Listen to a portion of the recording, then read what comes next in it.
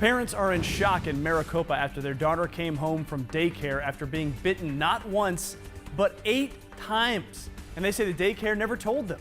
Riley Umstead and Rocio Enriquez just started sending their daughter to the new Sunrise preschool in Maricopa. When Umstead picked his daughter up Thursday, he says a teacher told him his daughter had been bitten. She didn't say how many times. Umstead says he was in shock when he saw the bite marks, and now the couple just wants to know how in the world this happened. 1 or 2 bites is going to come up, but 8 bites? Show me the video. Why was my daughter left alone too long? In a statement posted to Facebook, Sunrise Preschool's president Dana Vela said in part, quote, "Sunrise Preschool considers the safety of the children in our care job one. Additional steps are being evaluated to do everything possible to keep this from happening again," end quote. Now to a 12